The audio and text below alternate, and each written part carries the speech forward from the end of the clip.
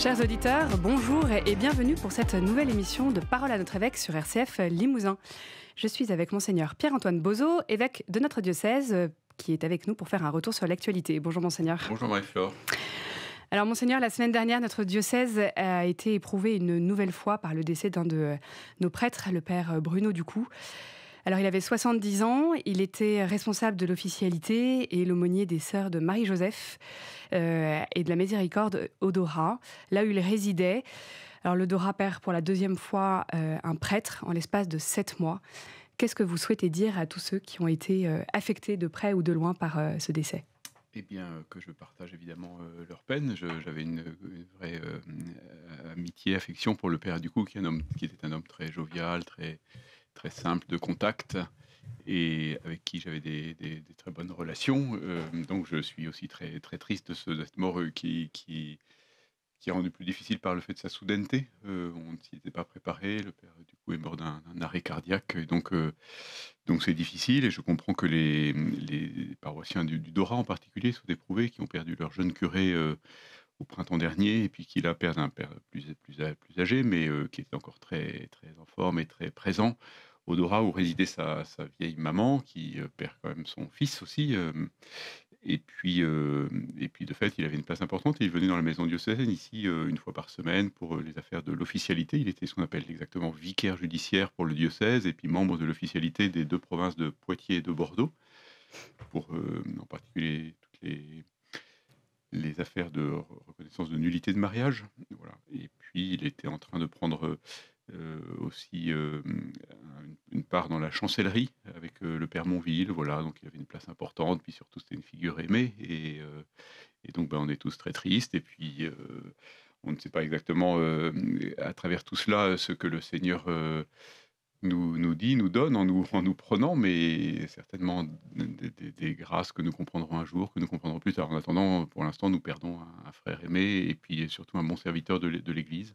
Il avait un parcours un peu original, puisque c'était un prêtre du diocèse de Bourges, qui avait été pendant 22 ans au service du diocèse aux armées françaises, et puis qui était revenu à sa retraite de l'armée, qui est assez tôt, pour le service du diocèse de Limoges, qui était finalement son vrai lieu d'attachement de cœur, puisqu'il y avait toutes ses racines, sa famille, qui est encore présente. Il a un oncle, le père Alain Ducou, qui habite ici dans la maison. Donc voilà, donc c'est une grande peine que je partage, et puis nous avons à la fois rendu grâce à Dieu pendant ses obsèques, et puis demandé la grâce que le Seigneur continue de nous envoyer des bons ouvriers à sa moisson. Du 1er au 3 septembre dernier, 600 séminaristes de toute la France se sont rassemblés à Paris autour d'une centaine de formateurs et une trentaine d'évêques. Alors au programme, des rencontres, des enseignements, des temps de prière. Le dernier pèlerinage a eu lieu à Lourdes en 2014. Comment percevez-vous l'importance de rassembler tous ces séminaristes ? Quel est le but un peu de cette Alors, rencontre ? ce sont les recteurs des séminaires, donc les responsables des séminaires, qui ont pris cette initiative, et non pas les évêques, ce qui est tout à fait légitime et tout à fait bien. Les autres fois, ça avait été plutôt à l'initiative des évêques, me semble-t-il.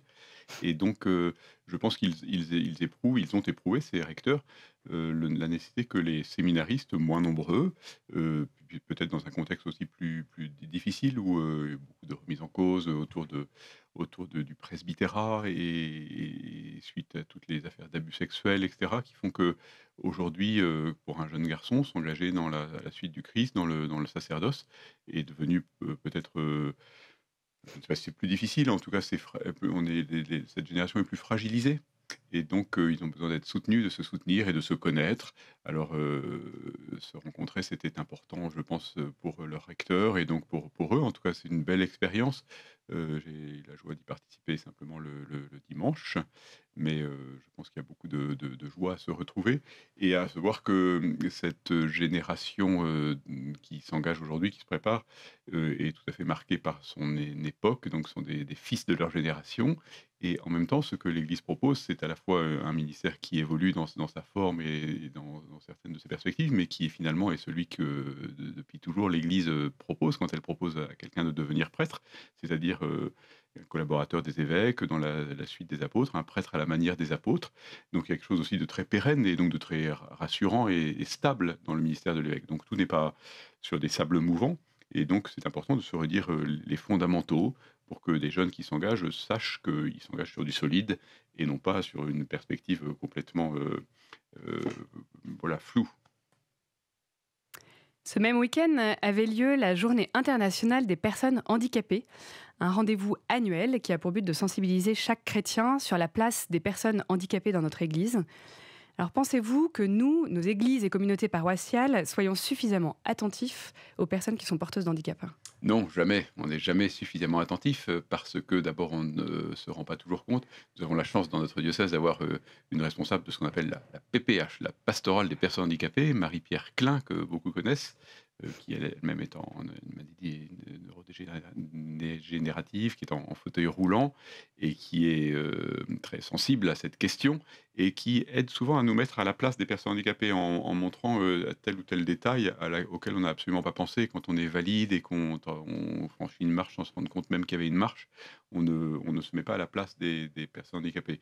Et donc non, on fait jamais assez, même si on essaie d'avoir et puis les exigences gouvernementales nous poussent à ce qu'on appelle justement l'accueil des PM, des personnes à mobilité réduite, et donc à respecter certaines normes auxquelles nous nous tenons, bien sûr, parce que nous ne sommes pas au-dessus de la loi ou en dehors de la loi. Mais ceci dit, il y a des normes à respecter pour que les personnes à mobilité réduite puissent trouver leur place. Mais il y a aussi une espèce de délicatesse humaine, de manière de faire attention à ce que les personnes handicapées osent s'approcher pour être devant, parce qu'elles voient moins bien si elles ne peuvent pas se lever, leur apporter la communion, leur donner la possibilité aussi de s'investir, de faire une lecture, voilà. Donc je pense qu'on fait jamais assez et que c'est bien que régulièrement nous soyons un petit peu aiguillonnés. Et Marie-Pierre fait cela très bien dans son rôle de responsable de la pastorale des personnes handicapées, pour que toujours nous mettions je veux dire, les plus vulnérables, les plus fragiles, au premier rang, à la première place. Et certainement que ce n'est pas encore suffisamment dans la culture, même si je crois font beaucoup d'efforts, et des pasteurs et des fidèles, mais il faut toujours rester vigilant. Donc le niveau de vigilance ne doit pas baisser. Dans 2 jours, le 8 décembre, vous allez consacrer notre diocèse au cœur de Jésus et de Marie. Alors, une messe est organisée à 18h, suivie d'une procession à 19h, de la liturgie de consécration, d'un temps de louange avec des groupes de musique diocésains et un temps d'adoration au parvis des Clarisses. Alors, comment vivez-vous personnellement cet acte de dévotion? Alors d'abord, je reviens simplement sur le programme que vous venez d'énoncer pour dire que c'est beaucoup de choses, mais que le cœur, c'est vraiment la liturgie de consécration du diocèse qui se tiendra à la cathédrale à 20h, de 20h à 20h45 environ. Et il y a un avant et un après auquel on peut participer, bien sûr. Mais le cœur, c'est cette liturgie de la consécration. Et donc, comment je vis cela? Avec beaucoup de joie. Je porte ce désir de la consécration du diocèse dans mon cœur depuis assez longtemps. Peut-être parce qu'ayant grandi à l'ombre de Saint-Jean-Eudes en Normandie, ayant été supérieur du séminaire Saint-Jean-Eudes et un peu étudié et travaillé cette belle figure de pasteur, je suis sensible à sa dévotion au cœur de Jésus et de Marie, et que, devenu évêque, je me dis peut-être qu'il y a la responsabilité du pasteur que je suis pour le diocèse, c'est de conduire à la source, c'est la source où on peut vraiment se désaltérer. Et c'est une image, c'est symbolique, hein, de parler du cœur de Jésus et de Marie, mais en tout cas, c'est le lieu c'est l'expression du plus grand amour de Dieu pour nous. Voilà, c'est surtout ça que, en tout cas, moi j'ai compris et dont j'essaie de vivre, et que j'ai envie de faire partager au plus grand nombre des diocésains. Beaucoup sont très sensibles à cela. J'en rencontre qui sont très heureux de cette consécration.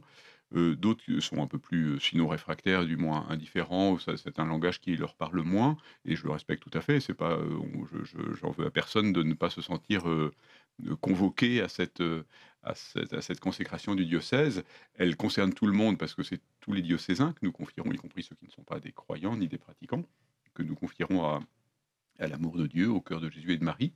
Mais voilà, je respecte tout à fait le fait que pour certains, ça doit peut-être être un peu une espèce de lubie de l'évêque. Mais en tout cas, je trouve que, bah, d'abord, on l'a préparé depuis longtemps. Ça arrive à un moment précis, au terme de cette année ostensionnaire, après ce qu'on a appelé ces ostensions de la fraternité, qui ont voulu donner la place et mettre en lumière les plus pauvres, les plus vulnérables. Et donc, c'est qu'ensemble, nous encrions vraiment dans le cœur de Dieu, qui est pour nous rencontré, manifesté dans le dans le cœur humain de Jésus, ce cœur qui a tant aimé les hommes, eh bien, c'est un sens très profond. Alors, vous voyez, c'est pas un sacrement, c'est pas quelque chose d'obligatoire, il y a quelque chose de très gratuit dans tout cela. Et cependant, je pense qu'il y a un enjeu spirituel, en tout cas, moi, je le ressens comme ça, vraiment profond. Et donc, je le vis avec, enfin, je suis joyeux de sentir que beaucoup dans le diocèse sont désireux et se sont laissés conduire un petit peu pour célébrer cette consécration. Voilà, donc je prie pour que ça porte du fruit, et je suis sûr qu'il y en aura, visible ou caché. Le 9 décembre, l'Association du cinéma du Dora proposera une projection du film Sacerdoce, suivi d'un temps d'échange avec vous. Puis le 12 décembre, c'est le service des vocations qui propose cette projection avec la présence d'un des prêtres du film. Alors ce documentaire cherche à montrer la vraie valeur de la prêtrise sans en cacher la réalité. Et le film a été enregistré avec un nombre étonnant d'entrées. Comment est-ce que vous expliquez ce succès ? Alors je ne sais pas, peut-être que simplement il y a quelque chose d'un peu mystérieux dans la vie des prêtres que les gens ne connaissent, que de manière très extérieure ou un peu lointaine, en tout cas, ceux qui ne fréquentent pas de près, des prêtres et donc avec l'envie peut-être d'en savoir et d'en connaître un peu plus. Peut-être aussi que un film ou un documentaire, parce que c'est un documentaire qui met en valeur, en lumière, la beauté de ce ministère, fait du bien, après qu'on ait eu, tant de choses ou d'occasions de montrer, certaines dérives possibles ou certaines déviances possibles dans des vies de prêtres. Donc il y a besoin de retrouver une image plus positive. Voilà, en tout cas, moi je n'ai pas vu le documentaire, donc j'irai le voir au Dora et puis ensuite il y aura une table ronde à laquelle je participerai très très volontiers. Mais je suis heureux que, ce film existe. Je crois qu'il a été réalisé par un protestant.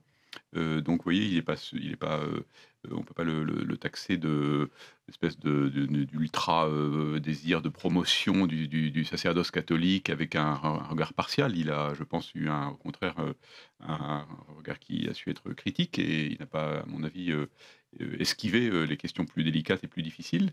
Mais voilà, je suis heureux que ce documentaire existe et qu'il suscite de l'intérêt, et qu'il il donne l'occasion de parler des prêtres, non pas pour, les mettre, sous le feu des projecteurs particulièrement. Ils sont là au service et il faut qu'ils diminuent pour que le Christ qu'ils annoncent grandisse, comme pour l'évêque, hein. C'est un enjeu spirituel important. Mais au terme d'une séquence où vraiment, on a dénoncé le cléricalisme et on a dénoncé les abus et la perversion de certaines vies de prêtres, eh bien, c'est beau qu'on montre que, il y a quelque chose de très beau dans le ministère du prêtre aujourd'hui et que la très, très grande majorité des prêtres de diocèse, des prêtres de l'Église dans le monde, sont des serviteurs loyaux, fidèles, avec toutes les imperfections qui sont des imperfections humaines on peut que faire le constat, mais voilà, il y a quelque chose de voulu par le Seigneur et de beau dans le sacerdoce, et donc c'est bien d'en faire la promotion. Aussi, vous l'avez évoqué dans le cadre du service des vocations, pour que des jeunes puissent aussi s'interroger sur cet appel du Seigneur. Merci Monseigneur pour ce temps d'échange. Chers auditeurs, c'est la fin de cette émission. Je vous souhaite une très bonne soirée avec les programmes de RCF.